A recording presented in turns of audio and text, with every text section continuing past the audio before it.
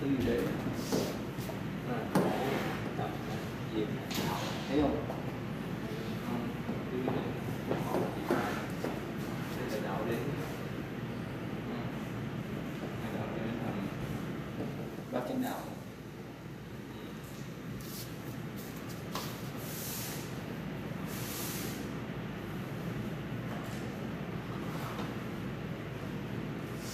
Chánh đạo Đức Phật này dạy rất là lo chuyện.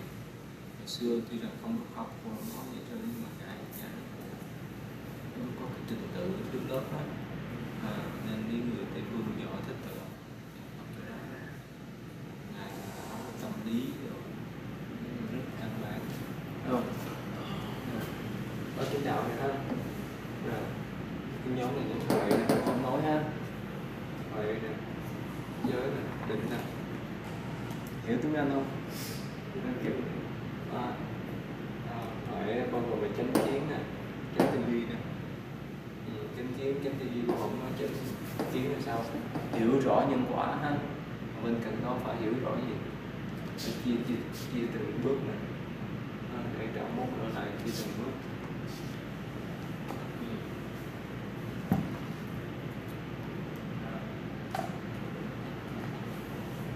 Chia ra 3 phần. Chánh kiến này, chánh tư duy nè, giới này, chánh ngữ, chánh nghiệp, chánh mạng, chánh tinh tấn, chánh đơn tinh tấn này, chánh định, chánh niệm. Tiếng Anh chắc hiểu kịp hả? Hiểu. Mấy cái này là mốt tôi giảng đó, mốt tôi dạy trong trường đó. Đây là tính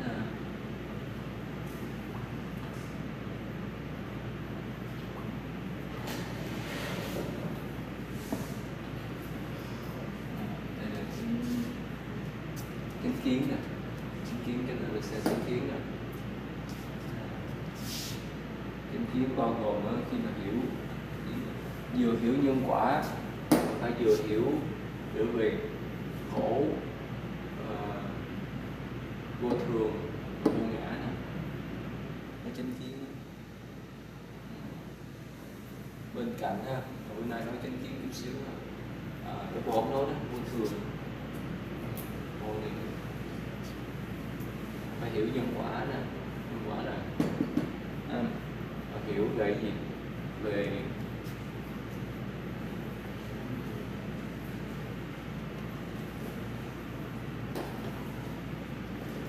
có chỗ nói là ta pháp ấn, có chỗ nói tứ pháp ấn, khổ, không, vô thường, vô ngã. Mình nói về khổ này, không, vô ngã, khổ, không, vô ngã.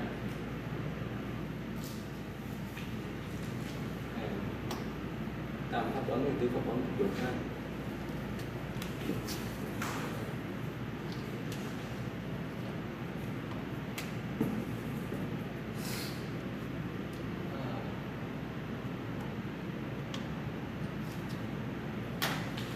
Sao mình biết cái vô thường, qua bỏ cái chữ mà vô ngã khó ha.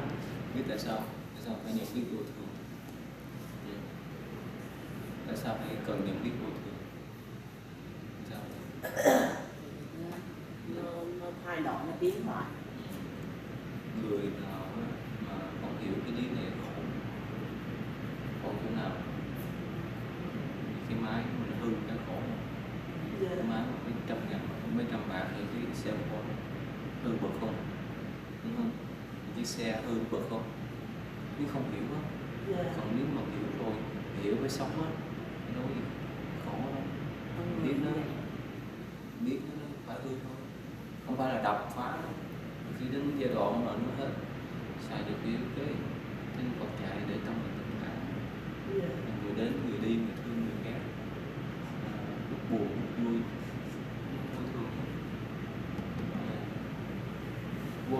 đó có nhiều loại của vô thường. Thời gian vô thường không? Đúng rồi, thời gian vô thường. Dạ. Trong tích tắc là thay đổi rồi. Cảnh vật vô thường không? Dạ. Thì rất là rõ. Rồi tâm mình vô thường không? Dạ. Cái lúc mình thích người đó, lúc mình ghét người đó, họ ngược lại. Cái lúc họ thích mình, cái lúc họ ghét mình phải không? Thương ghét thương đó. Nó thay đổi rồi. Rồi lời ăn tiếng nói cũng thay đổi nữa. Tùy theo cái hoàn cảnh đó. Có những lúc đó, đáng lẽ mình muốn mình nói những cái điều mà cho họ vui, vì cái nhân duyên gì đó mình bực tức đó, mình nói ngược lại. Nó có hết một đống dưới đó, có thể mua rồi.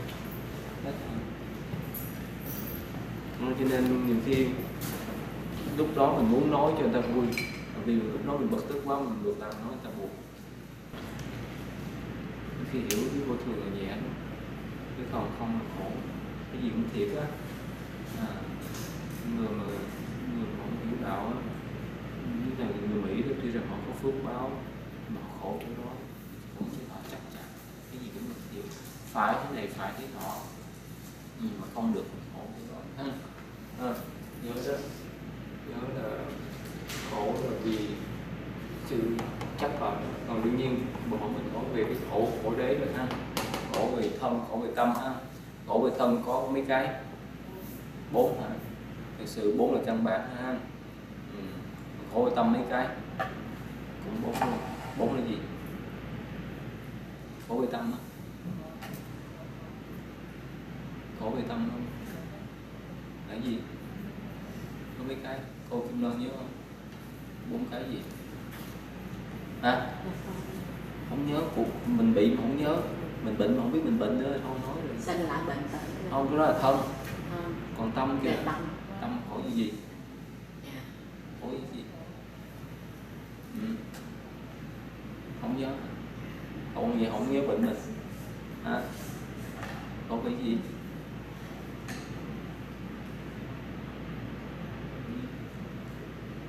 Quán tán hội khổ, ái biệt ly khổ. Đúng rồi đó. Còn bắt đắc khổ. Đúng rồi đó. Rồi ngũ ấm xí hành khổ. Oán tán hội khổ là thương nhau, ghét mà gần, đúng không?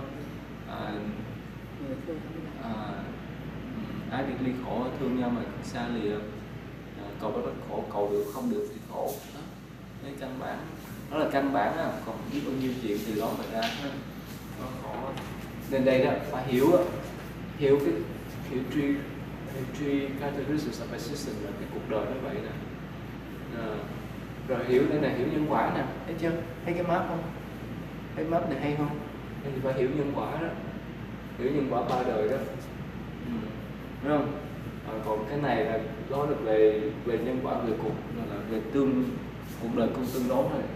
Còn mình phải hiểu về tứ diệu đế nữa, hiểu về tứ diệu đế thì mới gọi là chánh chiếu, chứ không có hiểu tứ diệu đế đó không có chánh chiếu. Cái map này dễ hay, theo kịp không? Nhớ ha.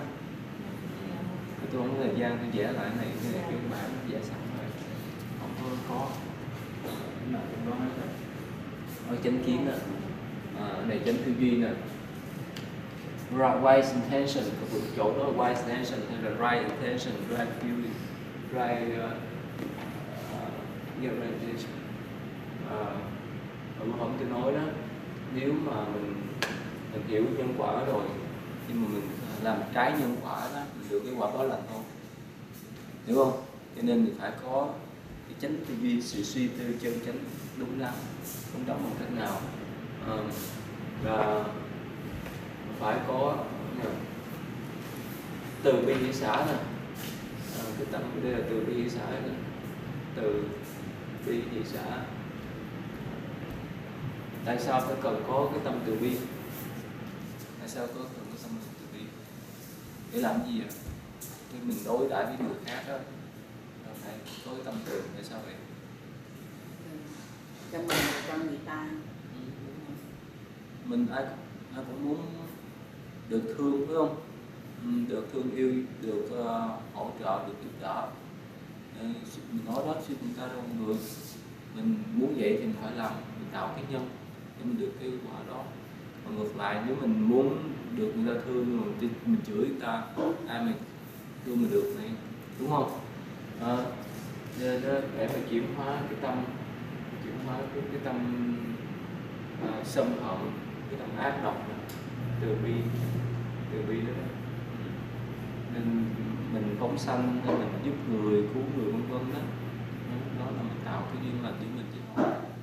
Chứ mình muốn được người ta thương, mình chửi người ta, hại người ta, làm sao cái chuyện đó, đúng không? Nhớ chuyện đó nên mình để đổi. Rồi tại sao có tâm xả cái gì? Tâm xả này cũng quan trọng đó. Cái gì cũng quan trọng hết trơn, mà cái tâm xả này cũng làm cho mình nhẹ nhàng hết trơn. Tại sao vậy? Nhớ câu chuyện mà tôi kể là câu chuyện mà con khỉ cái trái dừa không? Nhớ biết câu chuyện đó không? Biết không? Có, là cô kể lại coi sao. Cái dừa bỏ lọ trong cái dừa. Rồi sao? Người ta nhặt cái dừa rồi người ta bỏ lọ trong cái dừa đó để bắt con khỉ đó. Thì khi mà con khỉ nó bỏ tay nó lấy rồi nó nắm nó buông. Mình bị bắt. Dạ. Mình cũng vậy thôi, buông đi, buông không bị bắt. Dạ. Còn nắm là bị bắt. Ai bắt đó? Dạ. Ai bắt vậy? Ai bắt? Năm Dục Lạc bắt mình á. Năm Dục Lạc nó trốn mình á, chứ đâu ai bắt mình đâu, mình nắm mình bắt. Còn buông đâu ai bắt mình. Nên cái hạnh đầu tiên á, Phật dạy hạnh gì? Hạnh gì? Hạnh gì quý vị? Hạnh đầu tiên Phật dạy trong lục độ á. Bố thí. Bố thí là cho ra. Hạnh đầu tiên là bố thí. Bố thí cho ra là xả đó. Cho ra mình càng cho ra sao mình càng có phước. Cho ra càng giảm bớt cái bản ngã. Cho ra mình càng buông xả đó, không có dính mắc hết, đúng không? Nên cho ra không phải chỉ cho ra tài sản của cả vật chất không thôi, mà cho ra về tinh thần. Nên cái hạnh buông xả mà người nào đó có hành được một hạnh buông xả, hạnh từ bi đó, thì cũng chuyển hết đó. Đây đã thấy chưa? Có đó. Rồi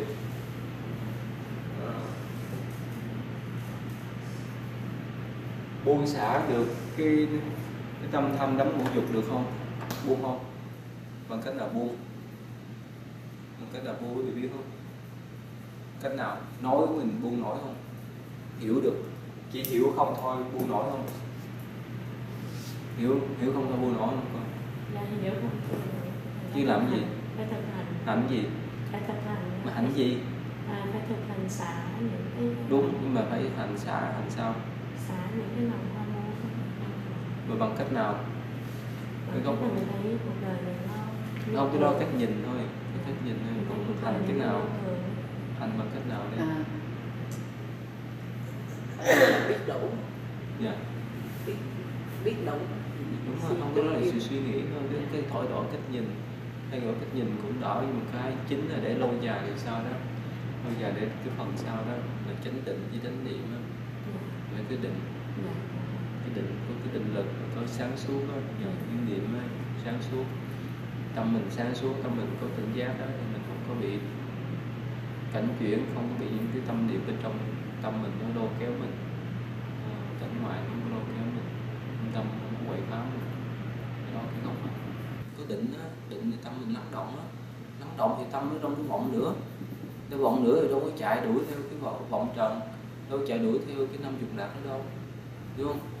Còn tâm mình vọng động cho nó mới chạy, đúng không? Tâm mình nay lên mai xuống á, lúc vui lúc buồn, lúc thương lúc ghét đó, những cái tâm niệm đó là rất là dễ bị người ta control, đúng không? Khi mình quá vui đó, người ta nói chút xíu á, mình giận lại, đúng không? Hoặc là mình đang giận cái có người an ủi cái vui, tức là mình bị người ta control rồi, đúng không? Mình không làm chủ nhưng ông chính mình. Trong đạo Phật á, Phật dạy để làm tự chủ chính mình, làm chủ như ông chính mình. Cảnh gì đến, cảnh gì đi.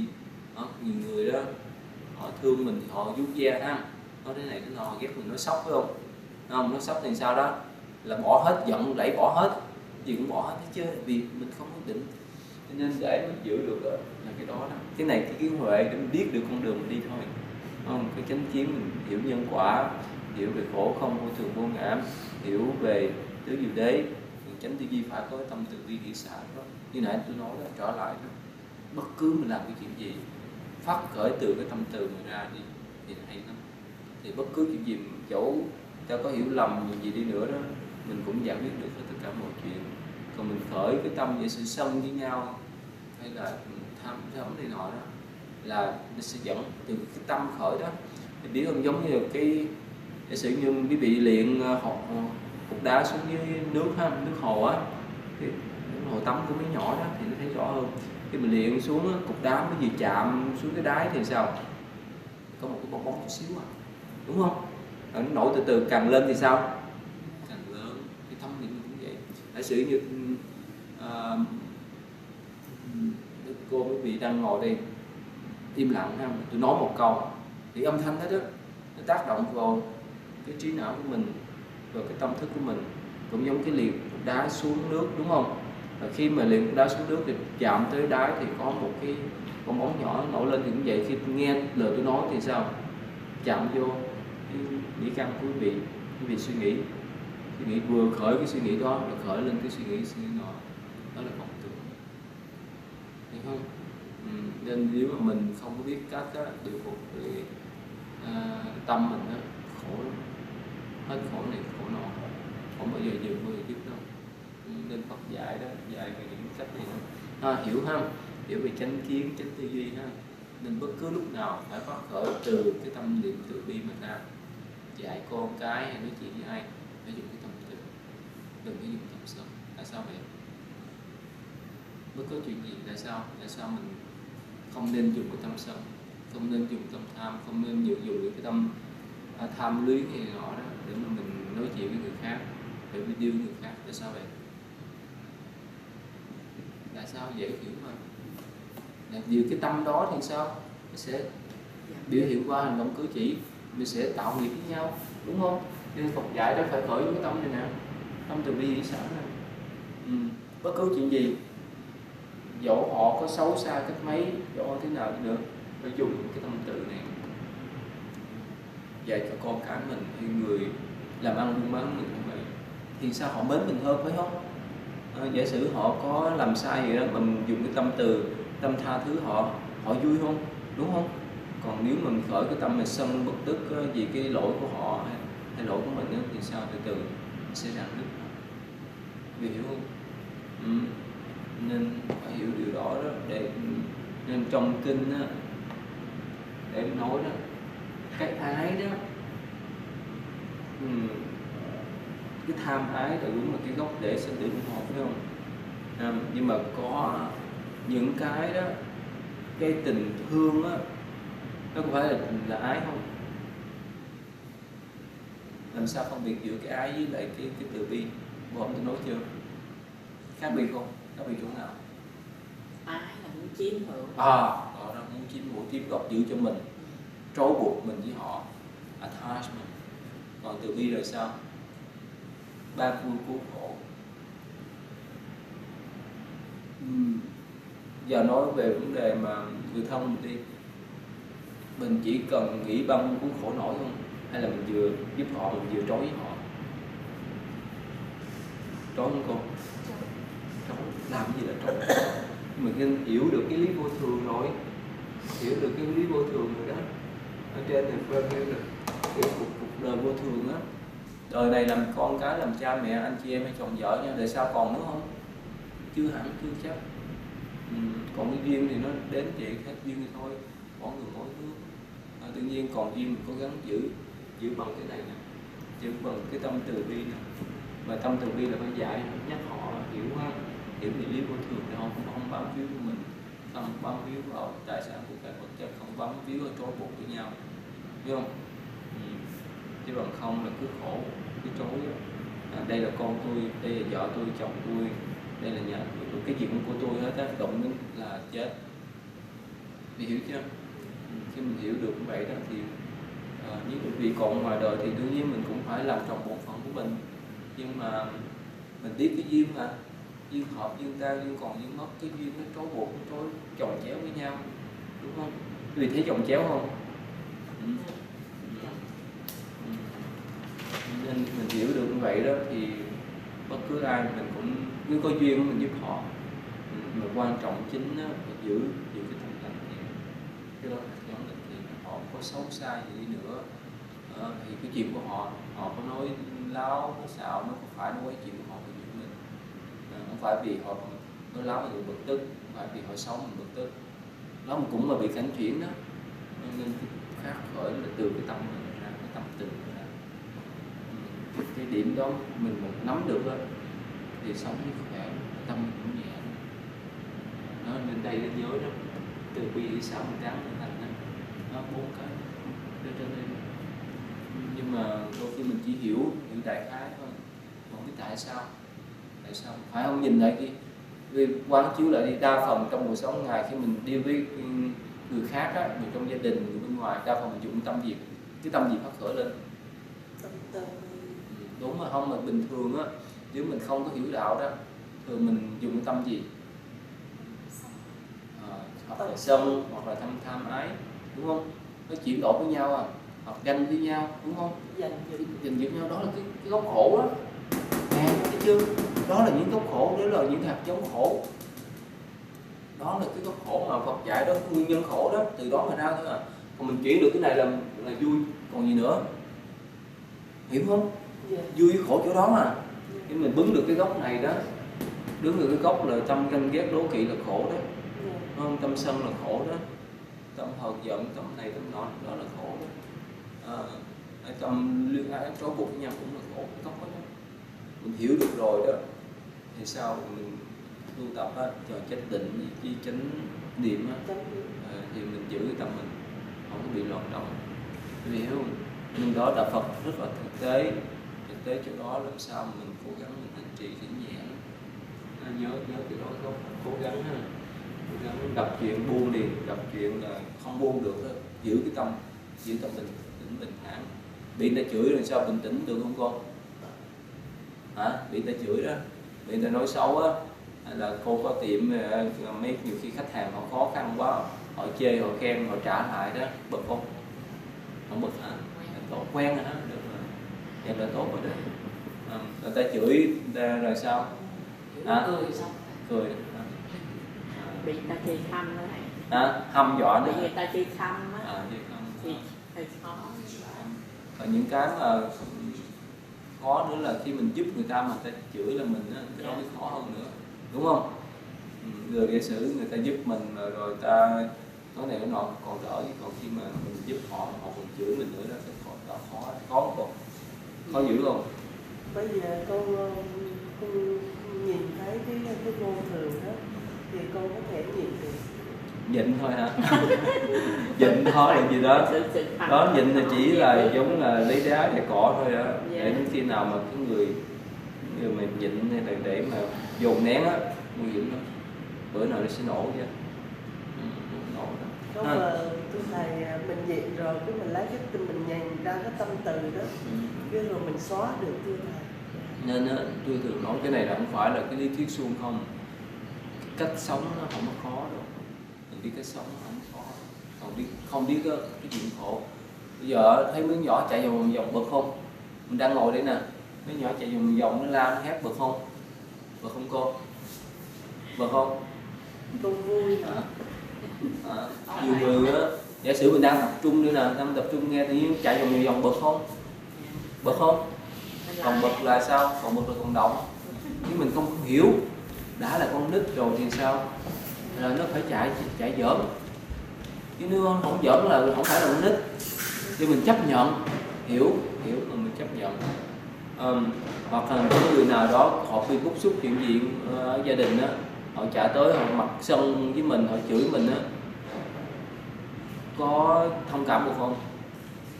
Như mấy cô có tiệm tùng đó, đúng không?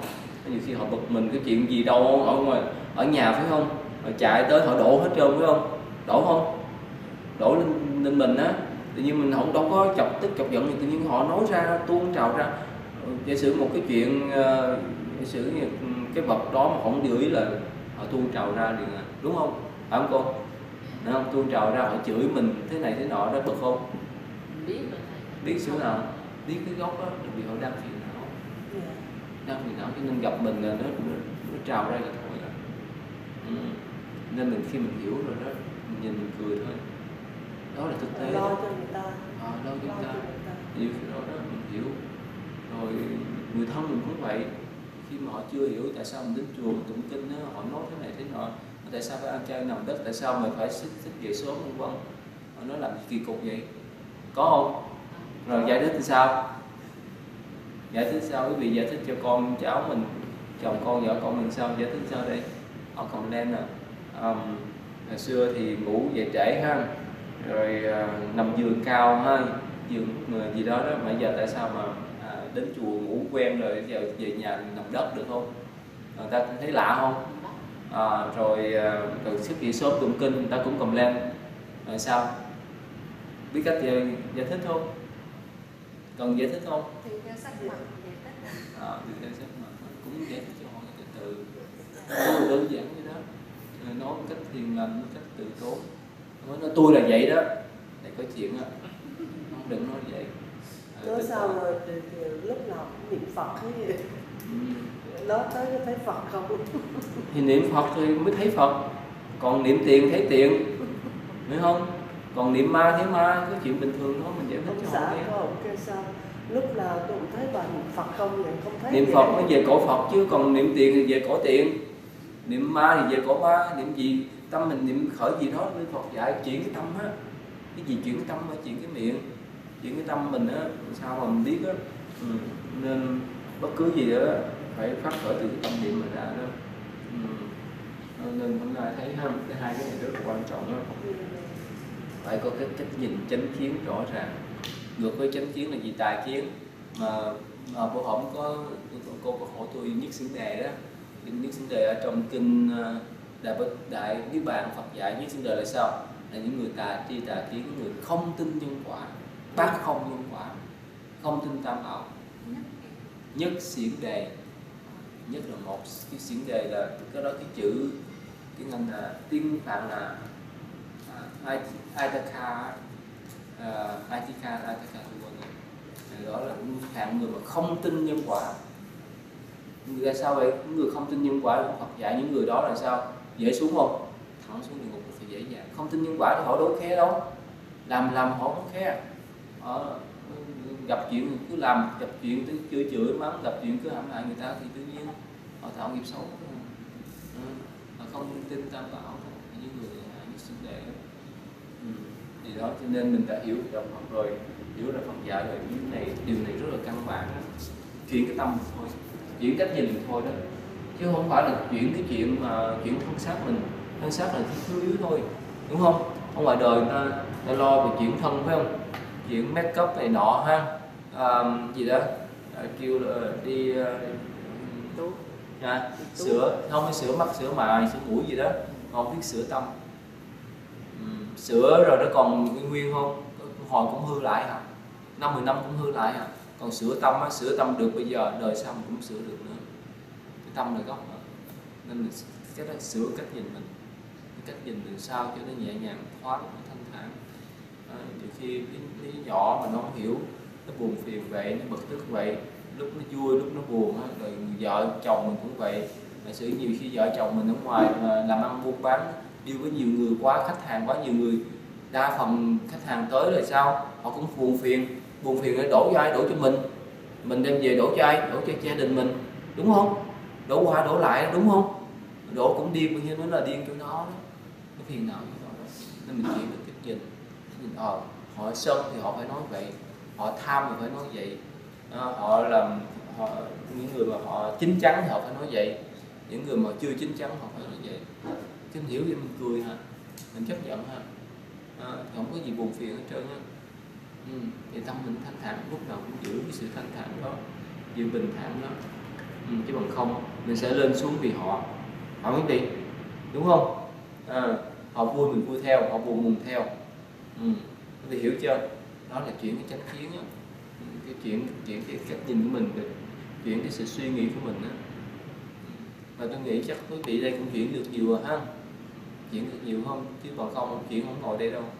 Rồi người thân của mình họ chưa hiểu, mình phải dùng phương tiện, nhất là cái điều này là nếu tôi nói là vì muốn giải quyết bất cứ chuyện gì có những cái sự gút mắt với nhau, phải đợi khi mà tâm họ thanh thản đi, tâm họ vui đi, biết những cái lúc đó mà nãy cô nói đúng là nhìn sắc mặt. Nếu mà lúc họ vui đó thì mình muốn nói là những cái chuyện mình muốn giải quyết với nhau, còn nếu họ đang buồn bực đó, đừng bao giờ nói. Tại sao vậy? Tâm họ tập trung chỗ đó, buồn bực cũng giống mình đổ nước, đổ dầu vô lửa thêm nữa thôi. Đó là cái tế nhị đó, thì hiểu chưa? Cái tế nhị với nhau. Nên chính mình cũng vậy, mình phải phát khởi những cái tâm từ bi, tâm hỷ xả trong tâm mình. Bất cứ chuyện gì xảy ra, bất cứ điều gì mình làm việc đi với người khác, rồi khi mình muốn nói chuyện người khác, mình phải xem coi lúc tâm họ yên chưa thì mình mới nói. Còn tâm họ còn vọng động á, là đụng vô cái là họ đốt đáng chịu, phải không cô Kim Loan? Đúng không? Có thử chưa? Thấy rõ ràng phải không? Người thân mình hay người làm xung quanh mình á, nên đó chính mình cũng là phải giữ sự thanh thản, rồi mình muốn đi với người khác phải giữ sự thanh thản đó, sự bình tĩnh đó mới đi được. Vậy thôi ha, vì nào không có mật tôi không viết được nhiều. Mai nói tiếp ha, mai nói tiếp về chánh ngữ, chánh mạng, chánh nghiệp. Cái đó là hành động cử chỉ của mình để theo cái tâm của mình. Tâm mình có đường hướng rõ ràng rồi thì lời nói hành động cử chỉ theo đó. Mà để có được như vậy á, thì phải có sự thực hành đó. Mới lâu dài chứ không phải chỉ lời nói thôi ha. Rồi thôi mình hỏi công đức ha.